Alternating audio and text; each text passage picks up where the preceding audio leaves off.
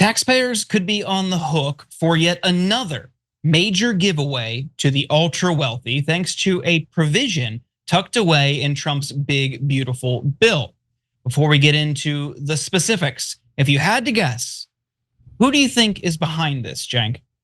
Now, it definitely wouldn't be a corporation that would benefit from this specific loophole, and one that had given to politicians to create the loophole in the first place. That I'm sure of, because then mainstream media would have warned us about that kind of corruption.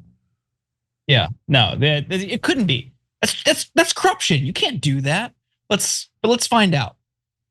So the measure in question would create an exemption for the US Virgin Islands in pre-existing law designed to tamp down on offshore tax havens. Currently, companies that are subject to this global minimum tax are taxed at 10.5%. The measure the House passed would not substantially alter the global minimum tax or how it treats US territories broadly.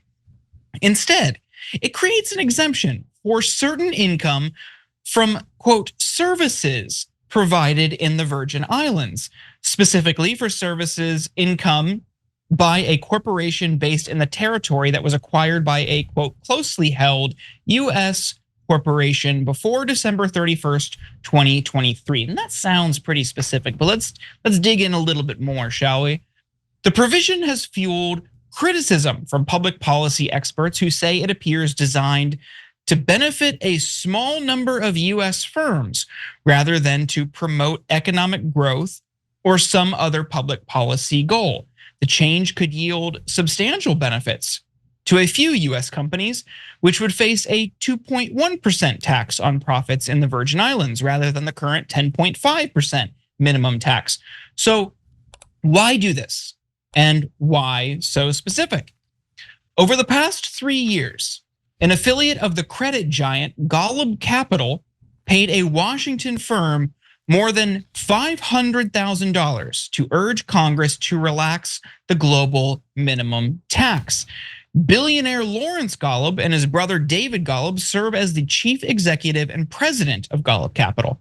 They have given about $2 million to federal campaigns since 2020, including more than 1.4 million to Republicans and conservative groups, according to data from the Federal Election Commission. Now, proponents of this exemption say it'll help boost economic development in the Virgin Islands. But this is so blatant and so narrow that conservative economic analysts say they don't buy it. Here's more. It does not make a lot of sense. I have no idea why this is in the bill, says Kyle Palmer-Lau, an economist at the American Enterprise Institute, a center-right think tank. What problem is it trying to solve? My guess is it's a US company or two with foreign competitors that want a lower tax burden. Daniel Bunn, a policy expert at the Tax Foundation, a center-right think tank, agreed, telling the Washington Post, if you wanted to do an economic development policy for the Virgin Islands, you wouldn't do it this way. It seems like a windfall rather than a fix to a glitch. It should be all territories or no territories. Now, Cenk, wouldn't you have it? It seems like another corporation, another special interest bought their desired legislation. Yeah, nobody could have seen that coming. So first on mainstream, and I'm going to show you the return on investment they got. First on mainstream media, to be fair, Washington Post covered this. And so we appreciate that. Good job by the Washington Post to do that. And where do we get our stories? We often get them from Reuters, Guardian. We get them from a lot of different places, but from time to time, it'll be from text articles that legacy media wrote, right? But are you going to see this all over cable news? No, my guess is you will never ever see it on cable news. And what a lot of times what happens is Washington Post or New York Times will write a good story and then they'll never mention it again. And then in the context of the next time they discuss a bill, they won't mention, oh, maybe the donors might be buying the entire bill. Well, I mean, why do you think we have the giant tax cuts in the first place? Why do you think Trump brought the corporate taxes from 35 to 21? Because it was this story on steroids. The whole thing, all of government these days is this story on steroids. I think part of the reason they're doing this story is because it's relatively, I mean, it's a big company. They have access to a lot of money, right? But within the context of the giant companies that normally do these kind of deals and get the special loopholes, et cetera, they're not as large. So maybe it was, oh, hey, we could do a one-off here as if, oh, look at that, an exception that we found in the Virgin Islands, right? No, but it's not the exception. This is how it works. And I love that their name is Gollum Capital. It almost sounds like Gollum Capital. Precious, give me tax cuts.